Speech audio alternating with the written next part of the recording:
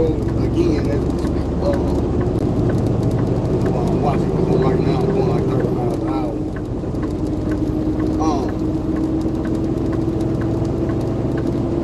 If you see the title on the thumbnail,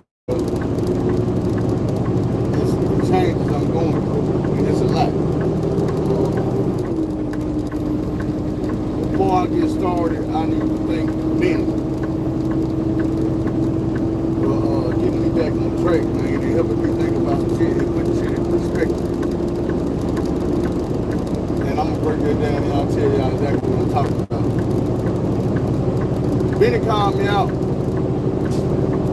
and said that I be breezing past the baby situation. And I do. And I was gonna give him a bunch of excuses and shit. I probably did. To me, I felt like there was reasons, like, you know what I'm saying, this woman is married, I just can't be on her ass and calling her phone and blowing her phone up. I damn sure can't get pulling up on her house and shit and making her do right, but at the same time, he reminded me, like, bro, you know, if this is your son, it's a lot of things you're missing out on right now. And I don't feel like you're going hard enough trying to, you know what I'm saying, figure it out and find out what's going on, what the situation is. And he was like, man, he was just telling me, like, the first time he rolled over, and the first time he make this sound, that sound, and the first time he grabbed it, and I'm like, man, you know what, you're right. I had to think about this shit that he was saying, like, man, you're right. Like, I can't make her do nothing. But, like I said about if that's my child, if there's any inkling of a chance that that's my son, I need to be going hard. So I have been, and like I told him, I'm going to start applying more pressure. And I reached out to him and let him know, like, everything I just told y'all, like, man, look, right now we don't know, but it's still a chance, so if this is my son, I'm trying to find out a lot sooner than later. You know what I'm saying? We need to know. For me, for him, for the whole situation. Because I don't plan on being no deadbeat daddy, not even for a little while. Like, that ain't me.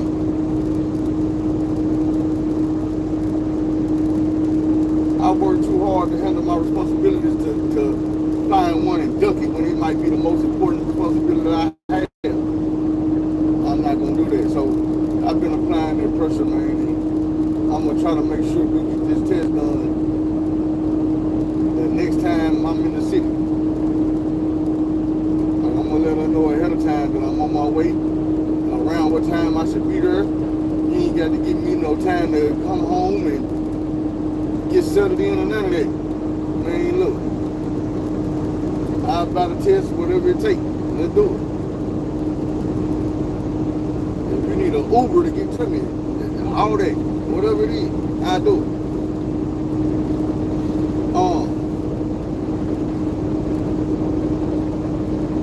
I know I've been slacking because I've been out here working, man. And it's like I be thinking for a little while and I try to come up with a topic or something to talk about. Since I can't just sit down and write it out and plan the show, I'll be waiting on something to hit me and inspire me to turn this camera on, which I need to get better at. And this morning, I was thinking to myself, maybe I should start a new channel with new topics. Not saying I get rid of this one, but I feel like with all the changes I have been going through, I need to devote time in a channel to God.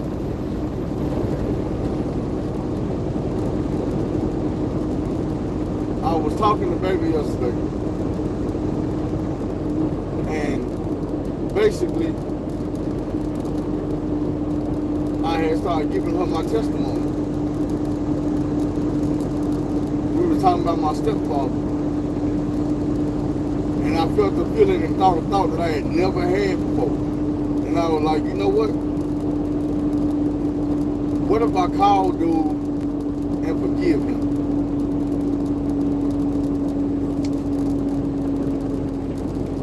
I don't have to wait on an apology that might not never come. But I could call him and forgive him. Won't cost me nothing.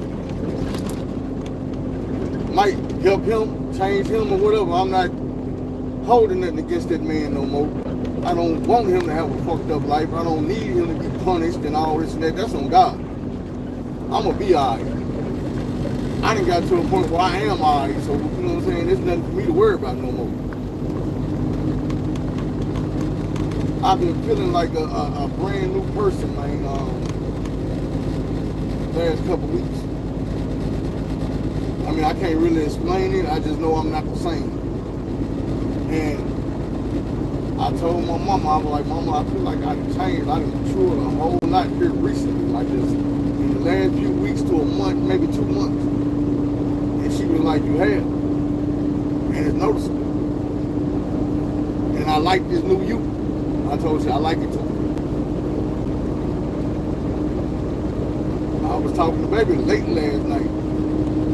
And she was reading over all our text messages. Like I said, it ain't been too long. But just reading over the text messages, she told me, she said, baby, you know what? I can look at these text messages and the way we were talking at first and how we talk about stuff now, and I can see a change in you. And that made me happy. Because like I feel like it's genuine. I'm not trying to force no change. I'm not trying to, you know, all this shit. I'm not trying to make myself some new person. I just feel different. I'm looking at things different. And I told my mama, I was like, Mama, you know, I'm so glad that I did not meet this woman last year. I would have messed it up. I promise I would have messed it up. I said, if I'd have met her a few months ago, I probably would have messed it up. Like, I feel so much different about this woman than any woman I've touched in my life because everything is like a puzzle and all the pieces go together. Ain't no red flags, ain't no making stuff fit where it don't go. And I told her that, I'm like, look, I tell these dirty rotten scandals, these are real relationships that I had. And in every story, I can see the red flags. I can see where this woman was not the woman for me, but I just kept it going. And it feels so much different when you're in a situation where that ain't it. And it ain't, all my changes ain't just about her, it's myself. But I feel like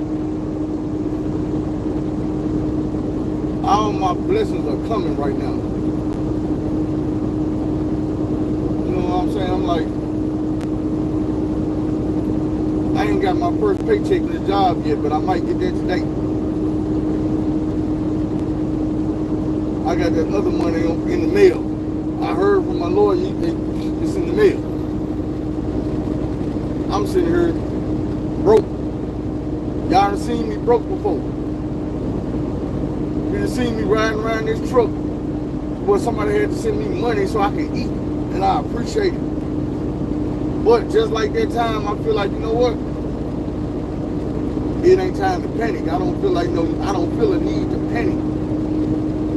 Because I feel like, you know what I'm saying, God and I already let me know, bro, you straight. Don't even worry about that. That's nothing. I got that. And I trust it that I already handled. I don't feel no type of way. I just know I need to handle my business. I need to do what I need to do. I woke up this morning, baby texted me like 4:30. And one of the first things I thought to do was, I did some other stuff, but by the time I woke up and just got out the bed, I was thanking God already. And even that's new to me. Y'all know, I'm pretty sure you can see, I can't read the comments right now, that thing, but I'm pretty sure y'all can see the changes in my belief factor. And if you compare the changes in my beliefs and the way I see God pretty sure you start seeing the changes in me start happening at the same time or around the same time. And I'm gonna keep stressing this.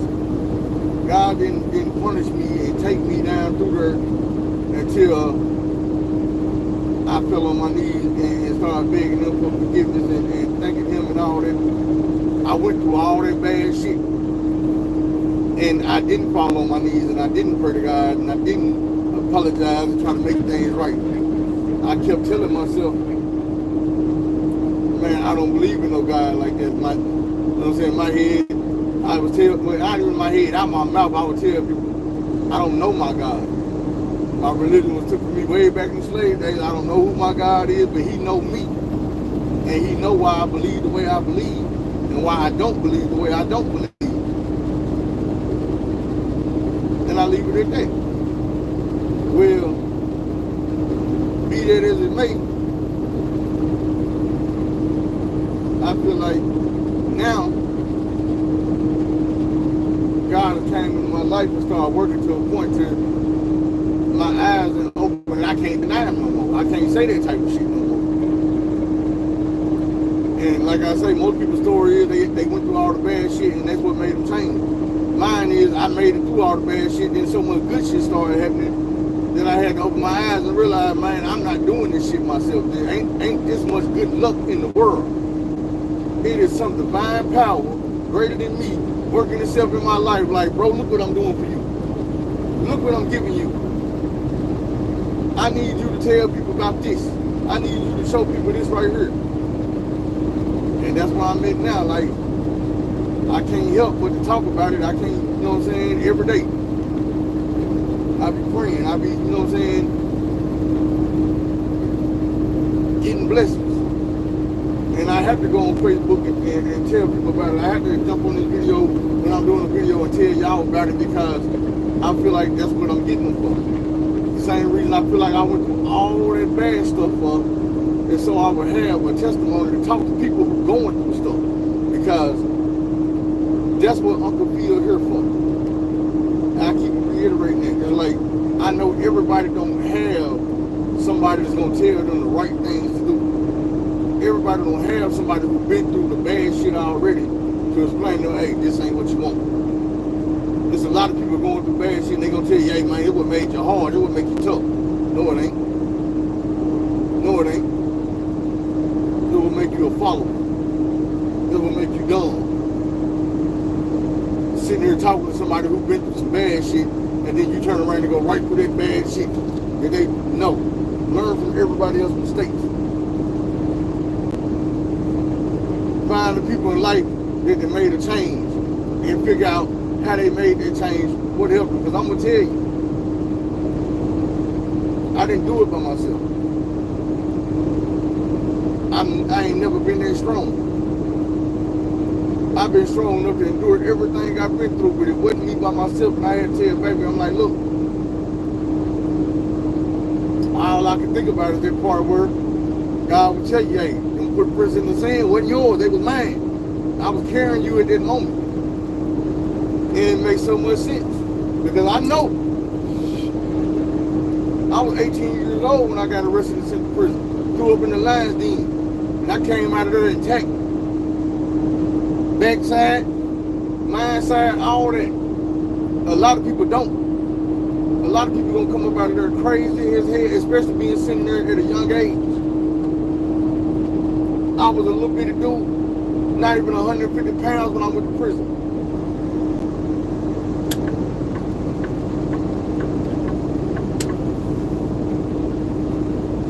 I can't tell you exactly how I made it through there like that because I went through less and get broke.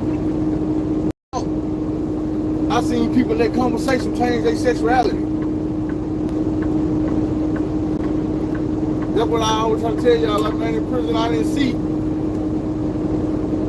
not one person get beat and beat and beat or poked until they changed and were like, man, take it. You can have it. I seen people get threatened. I seen people get slick talked. I seen people get up under people and make them feel like they were their best friend. And then it happened.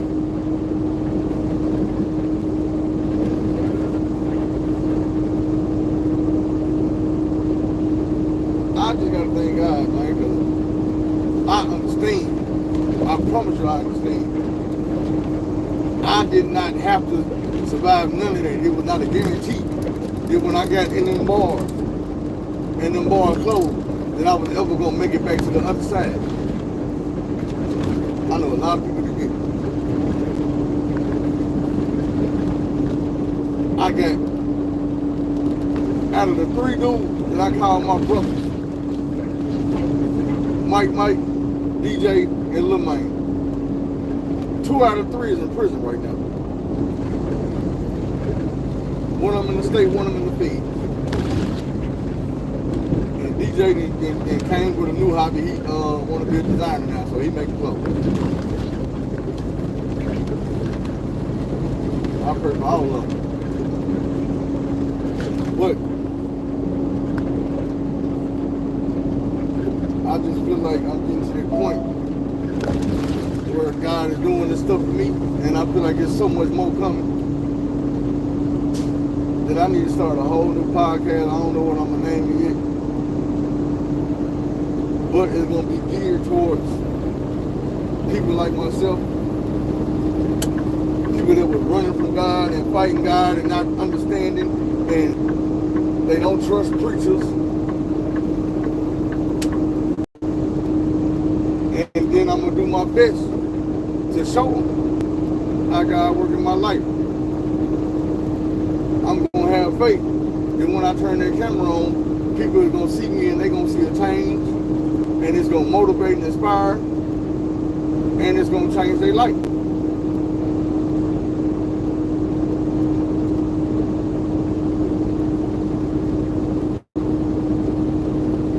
I just want to keep it separate from this channel.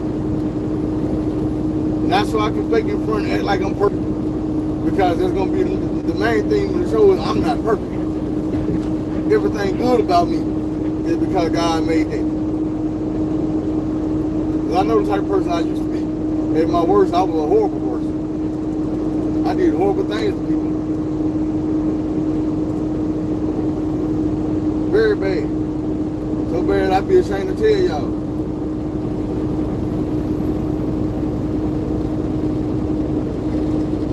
Maybe one day I get to the point where everything can just come out and I can explain everything.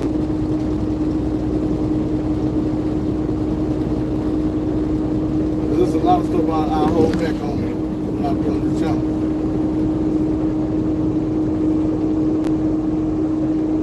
Because there's some people that I don't want to upset. There's some people I don't want to blast. Because this is my story. Like, I tell what happened to me in my life to a certain degree. There's some people out here living their life and I don't want to affect their life and mess their life up or make their life harder. Just to put some information out there. Because the information ain't needed for me to get the point across or for me to help y'all or for y'all to understand what I went through.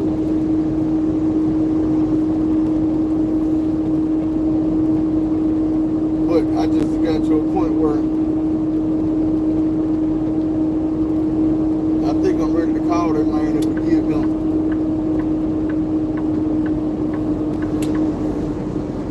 For the role he played in my life. And I told baby, I said, you know what?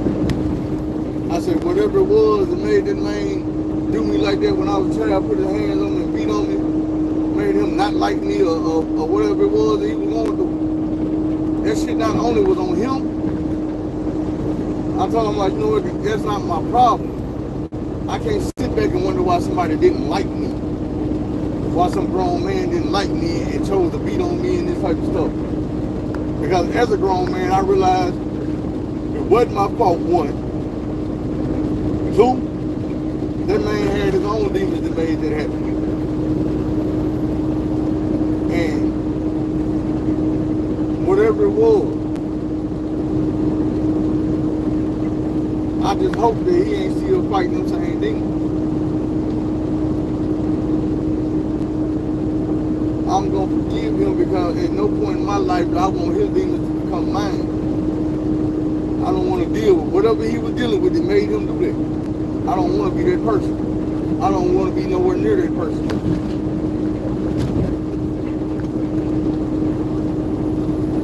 And there's a lot of people that did me wrong. But where I'm at today, I don't have no ill will towards them people. Because God has blessed me to a point where I'm mentally and spiritually, I'm straight. I'm good. I don't have to sit back and be mad at these people. I hate these people because that ain't gonna do nothing but have hate in my life. Ain't no room for that right now. I need all that room for this happiness, for this joy, for this, you know what I'm saying, this motivation, this encouragement, this enlightenment, this wisdom, knowledge, understanding, all that. The negative is only going to take up space where it could be some positive. So I don't need the negativity. Not for me or nobody else. And that's another reason why I'm so glad this woman is in my life, because she be bringing the positivity. She make me feel good about myself. She make me look at life in a different aspect. Like, there's things I want to accomplish. And I feel like having her by my side is motivation to do that type of stuff. Just like I be saying about my mama. My mama motivates me to get out here and get on my grind. Handle my business, take care of my responsibilities. Because she ain't working. And I know that if I lay down and give up, it ain't just me that don't lose. And I am not willing to watch my mama lose her house, lose her status, her stature, none of that. So if I got to pick up the slack, I feel like having her in my life is just, it's a way, another form of motivation. I was saying, like, you can achieve more, you can go harder. It's another step you can take, it's another level you can reach. Ain't no time to be content and say, you know what, okay, that's good enough, let me sit back and enjoy this. No. See, now it ain't just me, now it's like, you know what, how about we take a vacation? How about we do this? Let's go do something like this. Now, of course, I got to work.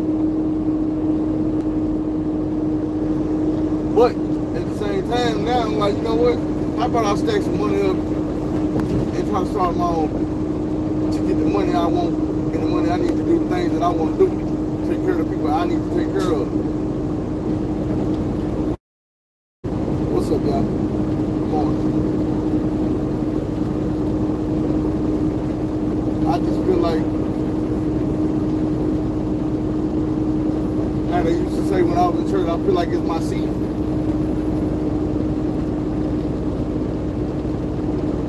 And it's effortless. I feel like if I'm helping people and I'm praying and I'm doing right and trying to be righteous, my blessings gonna keep flowing. Now, I might be wrong. God can pull the plug anytime he wants to. I just feel like it's not going to happen no time soon. I can't explain the feeling, y'all, with all the things I've been through. And now to wake up every morning and it's nothing but positive feelings. It's nothing but good vibes. And that's how I've been for the last few weeks. I feel the change in myself. I feel the change in my life. I feel the change around me, all that. And I got a long way to go. I am nowhere near where I want to be at or where I'm probably going. But every second and every day, I'm trying to take a step in that direction.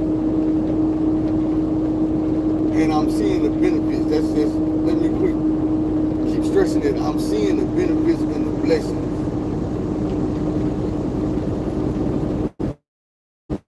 That's why I say, you know what else can I do to please God? What else can I do to make him say, you know what, I think you get it.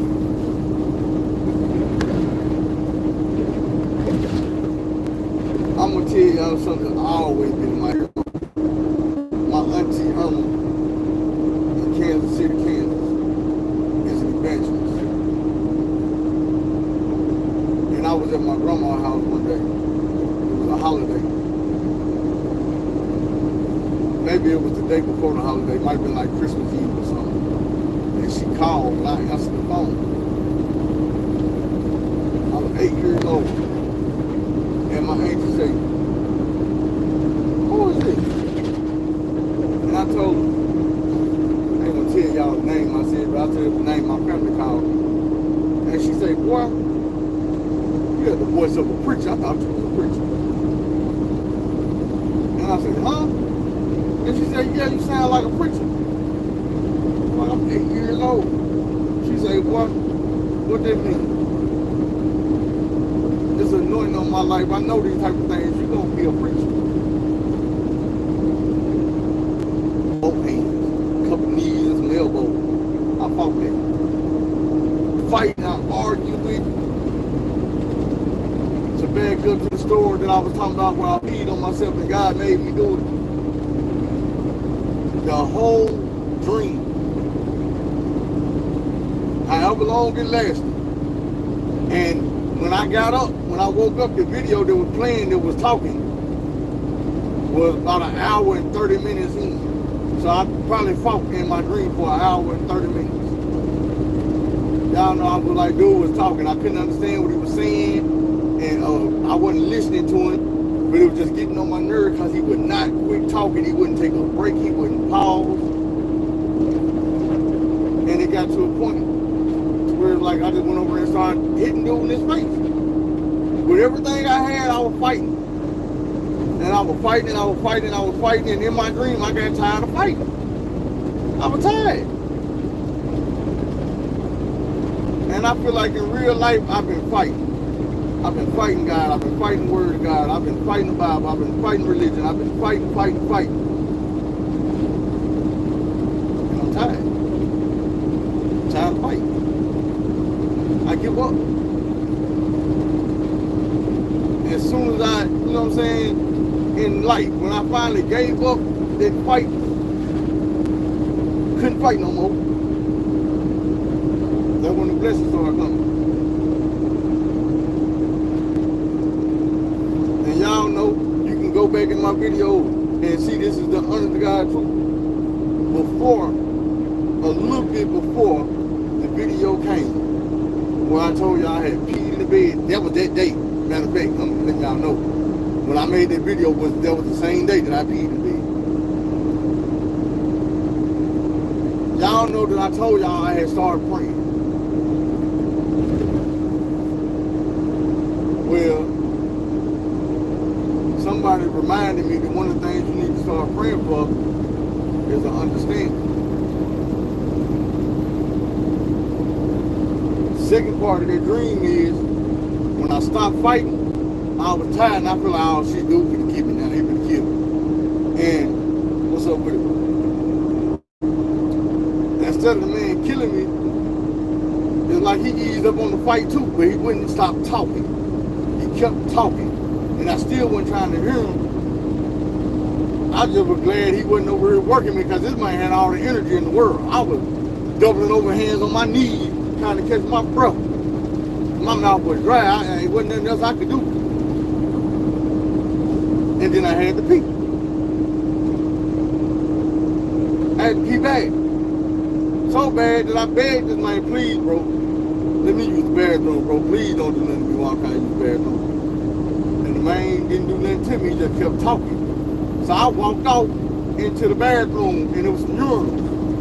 And I'm standing at the urinal. The man followed me up to the urinal and stood beside me like shoulder to shoulder. And I'm looking like, damn, bro, you just ain't gonna let me pee? And the man was like, man, if you gotta pee, go on pee. But I ain't gonna stop. And I looked at the dude like, I didn't watch this, and pulled it out, started peeing, and woke up like, what the fuck? Everybody peed in the bed, jumped up, snatched the sheets off the bed. And when I did that, that's when I started hearing this voice was still talking. I'm wide awake. Voice still talking. And it was talking about Job out the Bible. And the voice got to saying, mind y'all, the voice was my phone. I was watching YouTube and fell asleep. And it ended up on understanding of the Bible video. And it was breaking down the story of Job. And the story I woke up at, they were talking about Job kids. On these videos, I don't know which one, but you can go back and find the video where I have told y'all that when I be talking about the Bible and fighting it, one of the ways I fight it is I tell people, man, that the devil was supposed to be also a child of God. But how could you worship a God that let that same devil come back to him and run game so he could do bad and do harm to God's faithful servant? I said, you telling me that God knew this man wasn't going to switch up on him when the devil came to him, so why would he allow the devil to play with this man? To kill all his crops, all this? I said, okay, well, he killed all the crops, God brought him back. I said, but he killed them kids. You took this man's kids. You can't replace his kids. Once you have took the kids, you can't come back and give them 10 more kids and be like, okay, I took 10, here go 10 more. Because now it's 20 kids, except you killed 10 of them. The part I woke up on and was talking about when I was snatching the sheets off the bed was, the man was saying something to the effect of, people look at Job like God took his kids and God can't replace them kids. And I was like, he can't. And then the man said, what y'all don't understand is, Job knew that them was never his kids. Them was God's kids the whole time. And he didn't take those kids. He brought them into heaven. And Job would be reunited with his kid when he got to heaven. There was extra motivation for him to get to heaven. And I was like, the whole time, nobody could have said that type of shit there. The whole time, I understood. And it took me a long time to understand that, because it took me a long time to get tired of fighting. It took me a long time to sit and listen. It took me a long time to ask God for the understanding of what I didn't understand, or what I misunderstood, what I misconstrued. But when I got to that point where I was tired of fighting, and I asked God to give me an understanding, in typical God fashion, in the strangest way possible, he did exactly what I asked for. He let me fight till I couldn't fight no more. Then he woke my ass up and said, now listen to this part. Because I could have slept through that part. If he wouldn't have made me peel myself, I would have slept through that part. There's so much in that video that went past me while I was asleep, while I was fighting. But that part I needed to hear, he opened my eyes, then he opened my ears, and I heard it. And he did it in a way I'll never forget. Because as a grown man, 42 years old, peeing in the goddamn bed, that's some shit you're not gonna forget. I'm just glad there was a reason behind it. And I wasn't sitting there saying, oh man, I was dreaming I was young. I was. But when I woke up, it all made sense about 20 seconds. I understood exactly why that just happened. And I wasn't ashamed of it. I was kind of amazed by it. And that's what I'm telling y'all, man. I done got to a point in my life where it's like, you know what? It was never my fight in the beginning. The whole time I was fighting, I could have just stopped and said, you know what, Lord, I don't understand. Can you please help me understand? Can you show me what you mean? It just wasn't time for me to understand. I had to go through some stuff. I had to build up a testimony. I had to live and survive through some stuff. I had to make it through some stuff. So I could reach back and tell somebody, look what he brought me through. I didn't do that by myself. I didn't cross that bridge. I didn't cross that ocean. I didn't climb that tree. I wasn't driving that truck. None of that. I was just there.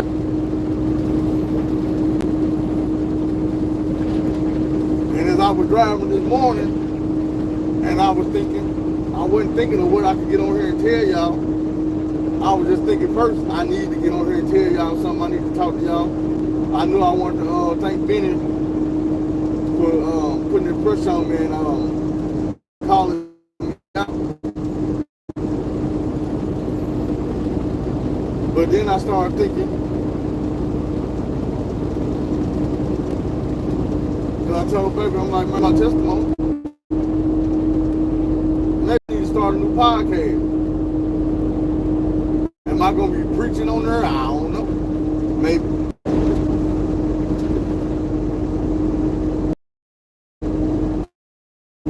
Things are going on in my life need to be broadcast. People need to see it. And if at all possible, if God say so, they need to be motivated, uplifted, and brought out of whatever they're going through. It's already happening, even on this channel. But this channel is already devoted to just helping people.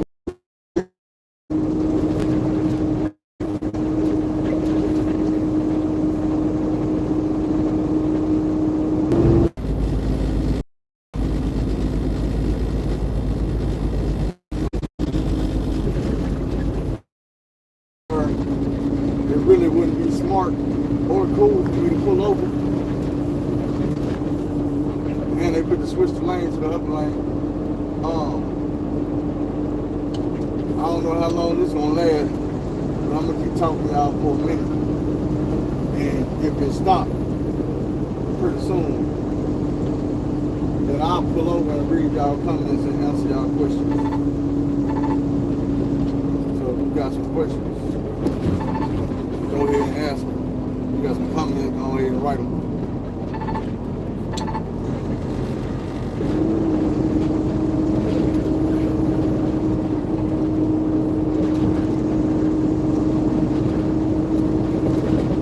And I do apologize for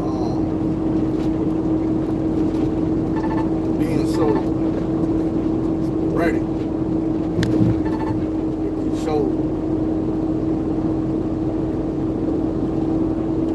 But I'm starting a new job.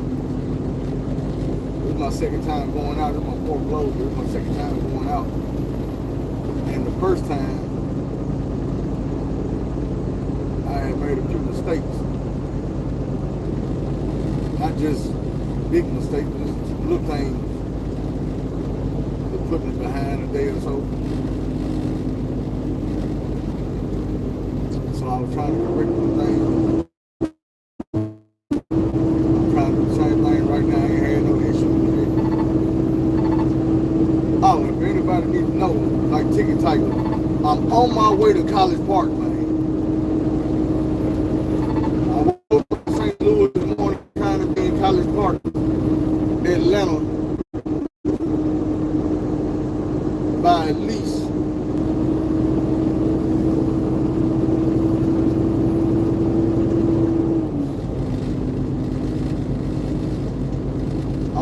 free all day tomorrow. If y'all want to do me a favor, go hit your boy Bill Feezy up and tell him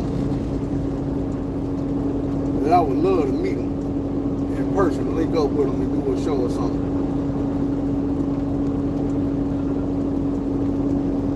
And I'm going to be in Atlanta tonight and tomorrow with nothing to do. And I'm not trying to go party, I'm trying to go kick it. I'm not trying to go drink or smoke or none of that. I just trying to get this load dropped off and whatever I'm doing out there, pick it up. But I thought about him yesterday. I was watching one of his new episodes and I was like, man, you know what?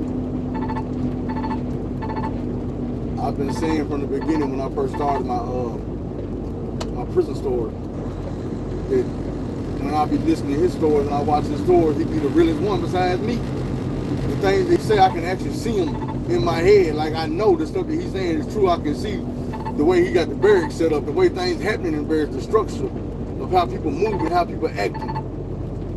Even though it's a little different in Arkansas because with his organization he was a part of, it's a lot more structure. The way people handle stuff. The way people react to certain things. Like men do. I don't hear his stories and when I hear him I feel like they just entertain me. He be making stuff up for shock value to make y'all watch it and come to the next episode and run his episodes up for the money. I just wish that I would have started doing this when I first got out. So all the story would have been fresh in my mind. I forgot so much of this stuff. I done repressed it and suppressed it and tried to forget about it. Now that I'm at a point where I actually got a show or a podcast or whatever this is, I don't remember half of the story. I don't remember over half of them. Like things had to come to my mind. I be hearing things and it triggered me. And I remember, like, oh yeah, I remember that. I remember when that happened. I can tell y'all some of the stuff that directly left an impression on me. I can tell y'all most of the BS that I went through. But when it comes down to other people's situations, that I should remember some things that slipped my mind.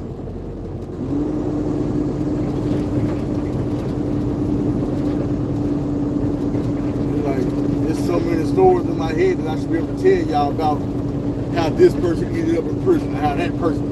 Because we all sit back and tell each other the story of how people ended up in prison. Even in the county jail, I was hearing them stories. So it's like I should hear them. We got 2 lanes again. When I pass the door, I'm ready to get around the curve over. I'm gonna pull over for y'all. So I can read y'all comments, answer y'all questions, and go ahead and end the show.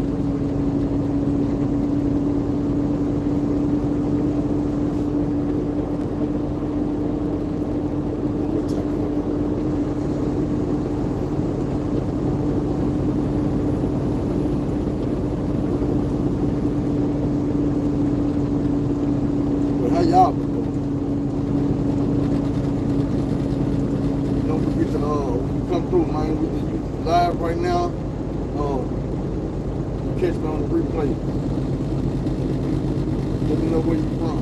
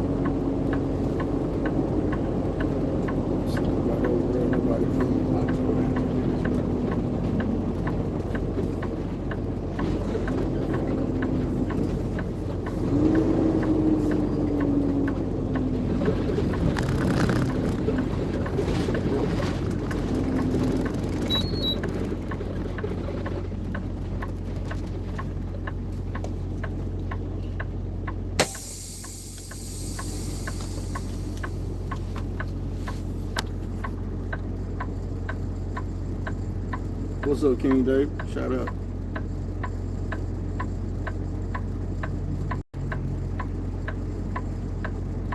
Question: do you think smoking played a part in you changing?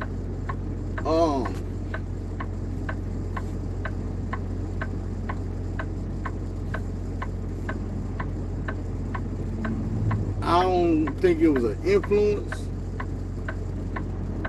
but I think that after I stopped, I started feeling different about it. Like I didn't need it no more. Ain't no benefits in it for me.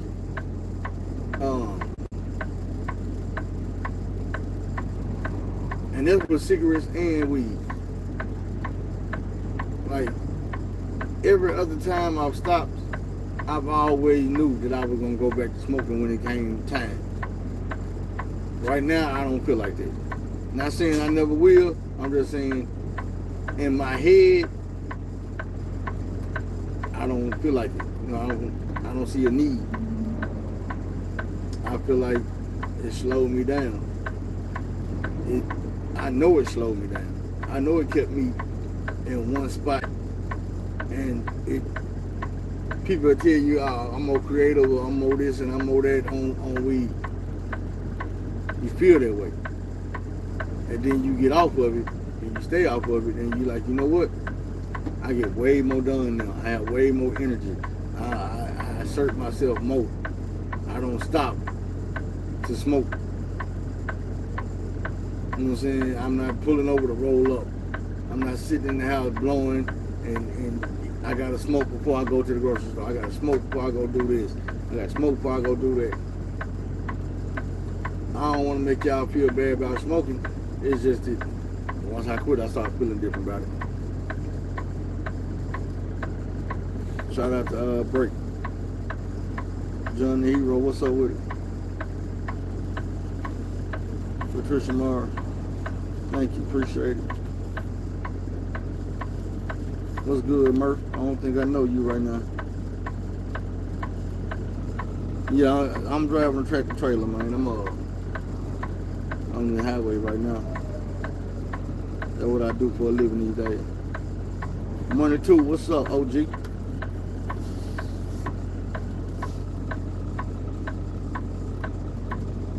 Yeah, man, I couldn't get through a live without smoking. I be telling baby that, I'm like, baby, you know, if you go back and watch my old video, you will see I used to smoke 3, 4, sometimes 5 blunts a video, just one after another. I be sitting there with a blunt this long in my mouth, and I be sitting there like this, rolling up another blunt. Like, man, y'all just knew how much money I was spending on gas. Racks and racks and racks a month. You know what I'm saying? And I wasn't really paying for the gummies. Every time you see some gummies, them probably was a gift.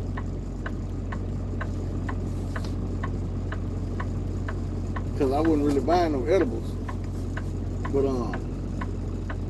smoking, man, I smoked up some cars. Some good cars. Ain't some little Honda Accords. I was smoking weed like crackheads smoke crack.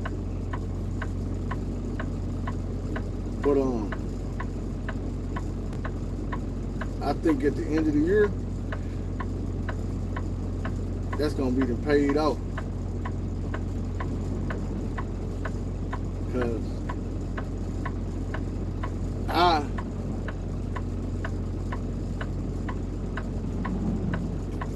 I might start taking the same money and putting it in the savings account to go with this other money I got at the end of the year.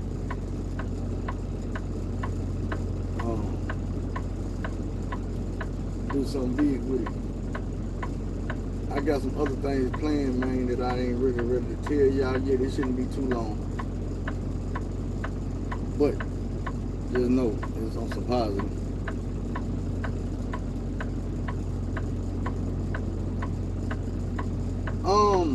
I don't know. I really need to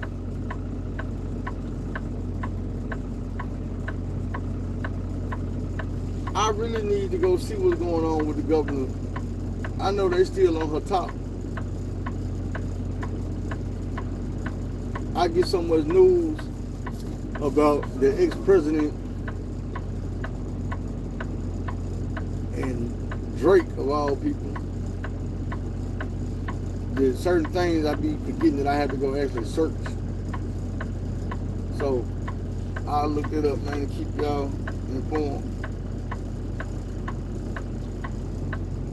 on what's going on with that. It's kind of funny to me.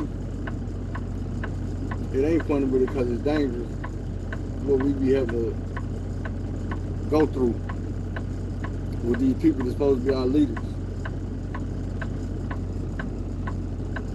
I wanted, and you might be speaking on the fact that I wanted to reach out to her and all this and that. I changed my mind about that because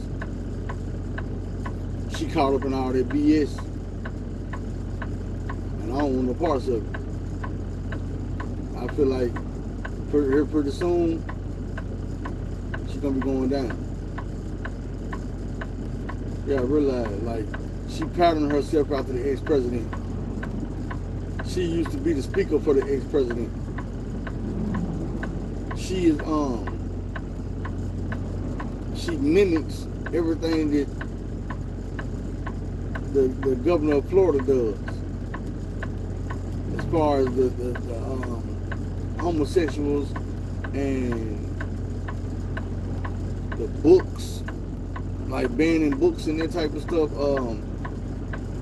Everything she tried to come behind him and do the exact same thing because she had no idea how to be governor. She had no practice in that. She never, her daddy was governor, but he was one of our worst governors.